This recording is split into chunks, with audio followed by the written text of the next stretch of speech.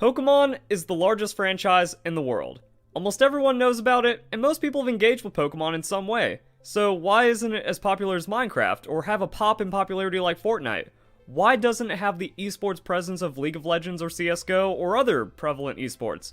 It's really weird when you get into the numbers. Pokemon Sword and Shield sold over 20 million copies, and the recent promotional material for the new game has been unbelievably successful. But at the time making this video, only 30,000 people entered the last major online competition, with most of the entrants being Japanese and completely dominating any Western competition. The official competitive Pokemon streams go largely overlooked with underwhelming viewership. Meanwhile, a random animation can get tens of millions of views, eclipsing the most viewed content of the newest games or even official videos. Markiplier talks about the Pokemon he wants to bang, and that gets more attention than the new Pokemon game announcement, and even in that video, Markiplier doesn't think some of the new Pokemon are real. It's weird. Pokemon is ubiquitous, but its audience feels non-existent most of the time, and I want to find out why for this video, so if you've ever known someone to show an interest in Pokemon, please share this video with them. Also, plug it on social media, Twitter, Facebook, Discord groups, all that fun stuff. It helps more than you can imagine. Same thing with leaving a like. This is the biggest video I've ever worked on because I really want people to be informed about what's going on with Pokemon, and I need your help to do it. So let's get to the cheating. It's bad. Really bad. How bad is it? Well, here's the Pokemon 25th Anniversary Invitational roster. These are former world champions handpicked by the Pokemon Company to attend a 25th anniversary celebration. Here's who was caught with hacked Pokemon, shown with X's. Oh, it's a big problem. And yes, it includes WolfeyVGC, whose world champion title was exclusively obtained through the use of cheated Pokemon, and he's also lied about cheating to win multiple events since then. Would Jaden or Alpharad have worked with him knowing this fact? Hopefully not. They're better than that. Now I know that sounds like a big claim, but it's very easy to prove, so let's take a step back to explain how cheating works in Pokemon, and how it even got this bad in the first place. An overwhelming majority of competitive players use cheated Pokemon because the accessibility has spiraled out of control. My estimation is that over 90% of players use cheated Pokemon at this time. You can't go anywhere on the internet without being bombarded by a Pokemon hacking service ad. Actually, let's test it out. If you're an old school Pokemon fan, you probably know what these are. Cheat devices that you put your cartridge into and then spit out legendary Pokemon with, then everyone hates you at school. If you haven't paid attention to Pokemon in a while, and you're only back for Sinnoh remakes, Pokemon Legends, or Scarlet and Violet, GameShark and Action Replay have nothing on modern Pokemon cheats. This is PK Hex. It's a save modification hack that is more powerful than any other cheating program Pokemon has ever seen. A single hacked console can put out thousands of hacked Pokemon per day, and there's countless people doing this to scam children into buying cheats. Okay, so where's the problem? It seems pretty cut and dry. No one can argue that hacking your console and using external software to modify the save file isn't cheating. Except, tons of people do. And that brings us to why the cheating problem has gotten so out of control. The reason most of the Pokemon community cheats is because they have convinced themselves that cheating is okay. Now this is where things get complicated, so I hope I don't lose you here, because Pokemon is in a very unique place when it comes to competition. If you just go out, catch 6 of your favorite Pokemon, and throw them into battle, you will lose 100% of the time against a competitive player because your Pokemon stats will just be worse. If I was to make up an example so that more people understand, it would be like in Street Fighter if the opponent's Ryu had 3 times more damage, 5 times more health, and access to more supers than you just because they've played Ryu for 10 hours longer than you have.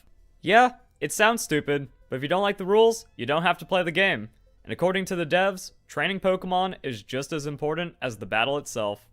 A Pokemon's stats can vary wildly depending on how it's trained. There's 3 values that can modify a Pokemon's stats, and it can take hours to get a single perfect Pokemon. So as you can see, there's a lot going on here with this Charizard stats, and all of these values can be manipulated through in-game actions, with a perfect Pokemon being one that has its stats fully realized. So instead of spending hundreds of hours practicing to make sure your aim is flawless in an FPS or getting macro down in 10 CS per minute in League of Legends, you need to spend dozens to hundreds of hours before you can even enter your first competitive Pokemon battle and stand a chance. The story of a Pokemon game takes about 30 hours, to position yourself in the post-game takes another 20 hours or so, IV prep, which is going into those crazy stat modifications, that can take up to 20 hours, and then each Pokemon after that can take an additional 1 to 2 hours, or maybe even more, depending on how rare the Pokemon is and how specific its stats need to be adjusted. If for some reason this interests you and you want to learn more about competitive Pokemon stats, check out the description. This video is going to be long enough. Now, is it a flawed system? Arguably. However, every competitive esport and even sport demands thousands of hours of practice and work to become elite. This is no different than other kinds of training. Now, thinking this is a tedious system doesn't excuse cheating. Doping isn't allowed in real sports because athletes want to save time on their recovery or fitness training. Pokemon should be no different. Also, Pokemon is a turn-based game. There's no physical barrier like high APM or reaction time, so being the best Pokemon player just means you're winning at a game of knowledge. You need to know every Pokemon's type matchup, moveset, and stat distribution. You also need to memorize as many damage calculations as possible in a game with over 900 creatures, each with 4 moves and a dozen ways to train their stats. Every bit of knowledge gap puts your opponent at a disadvantage. Here's where it comes back to cheating. Most competitive players believe nothing about training a Pokemon matters and the game should only exist in a vacuum of perfection, even though it explicitly breaks the rules. The use of external devices to modify or create items or Pokemon in a player's battle team is expressly forbidden, regardless of whether the Pokemon or items belong to that player or were traded for. What's shocking are the arguments from people that support hacking in the Pokemon community. I'm not even strawmanning when I say they say things like, but having more time is an advantage, so not having a job is cheating? The refusal to accept the rules goes so far as attacking legitimate players and even calling them idiots for wasting their time following the rules. Any modification of a Pokemon generates a rule-breaking advantage. End of story. But how are all those top players mentioned earlier getting away with it? Well, that's where we get to problem number 2. The Pokemon Company is corrupt and refuses to punish cheating players because all of their top players use hacked Pokemon. The cheating has gotten so bad that tournament organizers have to be complicit or else they effectively lose the entire scene. Yeah, it's that corrupt. Don't worry, I've got receipts. So now that I've talked about how cheating works in Pokemon, we can finally talk about the long history of top players cheating in the Pokemon Video Game Championship Series. And when I say top players, I mean top players. National champions, world qualifiers, top 32 finishers at Worlds, even world champions. They believe hacking a Pokemon doesn't create an advantage as long as the Pokemon stats are possible. If a hacked Pokemon has achievable stats in-game, it is considered a legal hack by the Pokemon community. Yes, it's gotten that stupid. Yes, a majority of the competitive Pokemon community believes that you can hack your game to generate a Pokemon against the rules and have it not be cheated. This lie about calling cheated Pokemon legal has been massively adopted by the Pokemon community as an excuse to not play the game as intended. Pokemon content creators and influencers have embraced this lie and promoted cheating because it's easier to make YouTube money from videos by hacking your game instead of making real content. And if you try to stand up for Pokemon legitimacy, you'll be flooded with comments saying it isn't cheating, legal hacks are okay, or that it doesn't give an advantage, which we've already disproven earlier on in this video, but that's not going to stop people from commenting it on this video. Ignorant kids will immediately click dislike and leave the video without accepting facts, so they won't even make it this far to know they're being played. But only 20% of people will probably make it this far into the video anyway, so maybe I'm playing myself. Either way, let's prove that saying there's no advantage to hacking is a lie, and we can even use Pokemon 2016 World Champion Wolfe Glick as an example. Here is the exact Raichu that Wolfe Glick used at that World Championship. He posted it himself.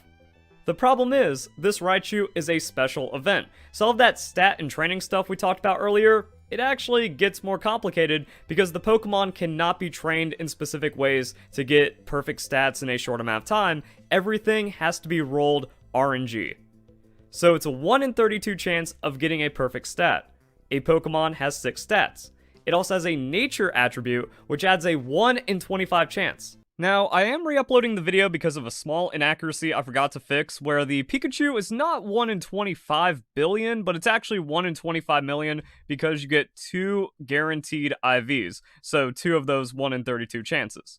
However, this changes nothing about Wolfe using a hacked Raichu because the odds are still humanly impossible, and his teammates had multiple of them, he had multiple of them, and when you look at the actual requirements of getting the Pikachu, it's also pretty absurd. You had a limited time to register for the event, participate in a 3-day window, become an eligible player, sign in to get your code, and then redeem that code within 2 months by October 29, 2015. By the way, Pokemon Worlds happened in August of 2016. And then to get one, it would be 400,000 hours of soft resetting your game. And then he gave away a second Raichu for free on his Twitter to celebrate his World Championship. So not only did he get the God RNG once, but he got it twice. And his friend, who ran the exact same team, also had a Raichu. He placed third.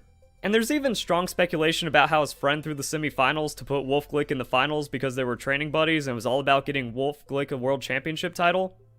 Again, the corruption kind of goes deep. But it's almost like having a Pokemon that's realistically impossible to obtain gives a competitive advantage, especially when that Raichu ended up being the ace for both of their teams, but it keeps on going even further. So here we have a legendary Pokemon. Once again, the training is going to be a bit different for them, but overall, what you need to know is that it would take about 2,100 to 21,000 hours to obtain the single Pokemon for the team because of how, like, catching legendary Pokemon works and some other quirks about the game. So yeah, if you're not hacking Pokemon, you're at an objective stat disadvantage.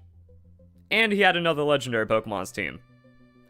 This is a trend among the highest performing trainers. Pokemon that are statistically improbable to obtain.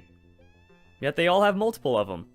Weird. Oh yeah, and after I made this video, it got like super duper extra proven that Wolfey is a cheater because his officially posted team from Players Cup 2 had a hacked Moltres in it. It cannot exist through gameplay because it had impossible data values that could only be discovered through data mining. He was also data mined and caught cheating again with a hacked Groudon and a hacked Incineroar. So yeah, if you want the deeper dive on Wolfey, go into the playlist in my description or just look around the channel. You can find tons of proof that WolfeyVGC is a cheater and a fraud. But now we can finally get to the anniversary invites from earlier. Even for less extreme examples, having hundreds of hours of game time over a legitimate player will create an objective advantage in battle since Pokemon is a knowledge game based on experience. The hacking player will have a massive advantage in trying out dozens of new teams and strategies when the legitimate player might only have time for 1 or 2 teams. So you remember all those numbers we talked about near the beginning of the video where it can take up to 100 hours to make your first Pokemon team? Well, that's just a team of 6 Pokemon. To be competitive, you constantly need to be adapting, changing strategies, mixing up Pokemon. The meta changes very rapidly, especially because of all the hacking, so you need to put in dozens of more hours of team building in just a couple of weeks, or every couple of weeks. So if you are somehow still in denial about the cheating problem in Pokemon, let me introduce you to Kurt.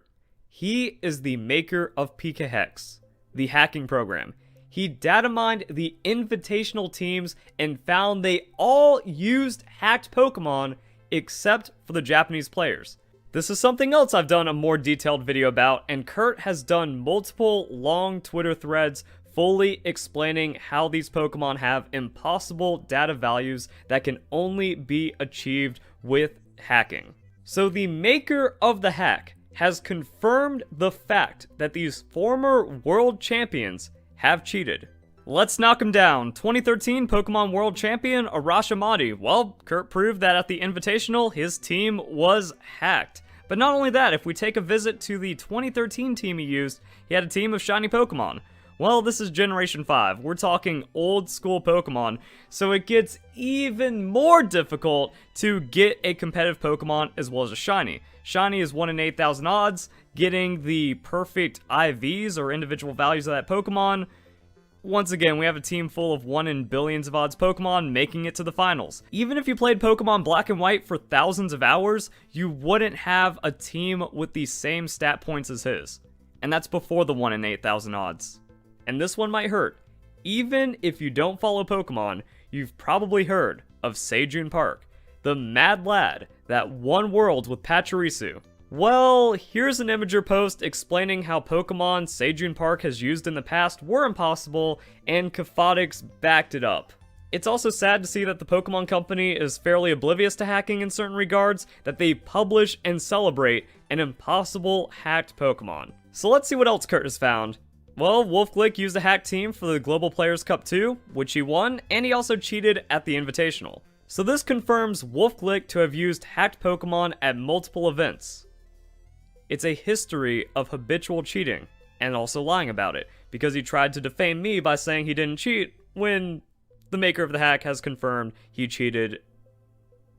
What else is there to say? 2018 Pokemon Champion Paul Ruiz. This is another thing I've done a video on. He left his game in another country and then magically had a full team of new Pokemon the next day. Now, someone might try to make the argument that, well, Pokemon's an online game and trading is a big thing about Pokemon, so someone from another country could just get his game, trade it into a fresh copy, and then he has his team for Worlds. Problem is, you can analyze his teams before and after the event, or before and during the event, and you can see that they were completely different Pokemon. There was not enough time physically to obtain his new team. Now, because of COVID, there hasn't been a World Championship in 2021 or 2020, but there have been global online competitions called Players Cup. And the winners of those Players Cup ended up making it into the 25th Anniversary Invitational, like Santino. Well, Kurt data mined the team published by the Pokemon Company, and we can confirm, hacked. We also have Rizzo Navarro, the Pokemon Players Cup 4 champion, which effectively makes him the most recent online Pokemon World Champion, and cheated. Now, this only leaves 2014 National Champion and 3-time consecutive World Champion Ray Rizzo, who has an infamous history of cheating because at that National Championship event, he had physically impossible Pokemon. The Dream Ball was introduced in Generation 5 and was only usable in Generation 5 at the time. In Pokemon X and Y, a Generation 6 game, he had a Generation 6 Pokemon Aegislash in a Dream Ball. This can only be obtained through hacking. It is impossible to time travel. And if you get even more complicated with which Pokemon can be in which Pokeball, he had other Pokemon that can't be physically obtained. His team was hacked. There's also old chat logs of him saying there's nothing wrong with hacking Pokemon, and look at that, people defending cheating even in 2013. The problem goes deep. Anyway, he was hired by the Pokemon Company. And then he was invited to the 25th anniversary as a surprise guest and got a major feature. Another Pokemon Company hire is Cybertron, who is a longtime top VGC contender who also used unimaginably improbable Pokemon. This Cresselia is the same odds as the Raichu, times 8,000 because it's shiny. Twice. If we stay in the early days of Pokemon, we find Ray Rizzo vs. Wolfe Glick in the World Finals, with clearly hacked Pokemon. It might not be as many zeros as Dream cheating, but it's undeniable at this point. It's almost like we can trace the history of how cheating gives a competitive advantage in Pokemon. And that really leaves the question, how do they keep getting away with this? Well, here's a tournament organizer telling people how to cheat and not get caught. The same tournament organizers have also admitted to looking the other way when top players were caught pirating the games. Yes, video game piracy is ignored if you're a top player. Getting access to games early, especially when it's the game that you competitively play, and then posting it on your Twitter when you know judges and people like that follow you and stuff like that, probably not a good idea. Maybe understand why some of them kind of give up or throw in the towel and, you know, are seduced by the easy mode of hacking. So that, you know, you understand, all right, it's not boo-hoo the poor players, but it's more like understand the reasoning behind it so that we can be a little bit more, not sympathetic, but kind of not judgmental.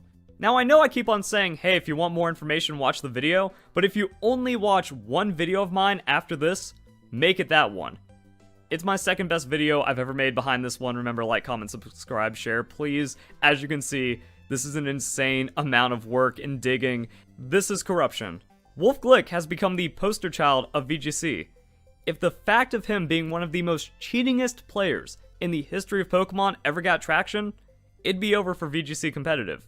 Somehow, some of the cheaters started working for Pokemon even, and the result is that every non-Japanese world champion has been a confirmed cheater. I don't know how the hack maker exposing all of the top players for cheating didn't go viral, didn't become front page news for gaming. Also, he did it again. He broke down another tournament where it turned out everyone in the top 16 was hacking. So now we're not even getting into like household Pokemon names or just like known competitive Pokemon player names. Just you have to cheat if you want to be a top Pokemon player. That is the reality, and it seems like no one cares. Now, because it's such a large problem, a lot of people might say, well, they should just change the rules and allow hacked Pokemon. This is Nintendo. Nintendo will never openly allow hacking their consoles for official events or save modification. I also don't even know if the Japanese World Champions are clean. It's harder to find evidence because of the language and social media barriers. The Pokemon Company in Japan is also more strict about punishing players, and they will even revoke your prize money if you are found to have used hacked Pokemon at an event. It's also illegal to hack your Nintendo Switch in Japan, so you can get a serious fine. They could just be a lot more careful about how they get away with it. I still can't get over that Game Freak and Nintendo allowed tournament organizers to allow piracy. That's nuts. Behind this franchise that everyone knows and loves, there's more toxicity and corruption than you can ever imagine. So that's the current state of Pokemon. If you're a legitimate player, you get attacked by hackers. If you want to be a top competitive player, it's mandatory to lie, cheat, and steal. Hackers have stolen hundreds of thousands of dollars from legitimate players through the prize pool. Worlds has a $10,000 top prize. There's also dozens of regional events with several thousand in prizes. If you were raised properly and think that lying, cheating, and stealing is bad, Pokemon isn't for you anymore. Pre-COVID, there were less than 100 people participating in regional events despite tens of millions of Pokemon fans out there. You're telling me that there's not even 100 people in the city of Portland, Oregon that care about competitive Pokemon? But it's also not just direct competitive VGC events. If you play the in-game ladder, you'll run into full shiny Pokemon team non-stop. The Pokemon even have advertisements in their name to hacking services. Yes, it is on the developers to enforce the rules, but as we've seen, the Japan side is pretty strict about the rules. I actually feel like there's even a conspiracy to be made about how the Pokemon Company International is keeping Game Freak and the Pokemon Company of Japan in the dark about how bad the cheating problem and corruption is outside of Japan. Somehow, the Pokemon community has gotten so entitled that it's become the only place where you can find mass support of cheating. Unless you sell your soul to cheating, there's no fun left in Pokemon. There's no reason to want to learn the game or continue playing. I'm the only large personality out there that's trying to bring attention to this, because everyone else is profiting from hacking their game and then lying to their audience or just being completely fraudulent like you see with Wolfe Glick. No one else with a large voice in the community has stepped in to do what's right, and I hate it. But at least I hope you learned something. Enjoyed the video, please leave a like and share. Again, it really helps. As you can see, a lot of work went into this video. I'm definitely going to get blasted with dislikes on top of dislike botting, the hate comments, threats for being against cheating in Pokemon. Think about it. I'm public enemy #1 in the Pokemon community because I'm against lying, cheating, and stealing. Whoever told you cheaters never win was either ignorant or lying.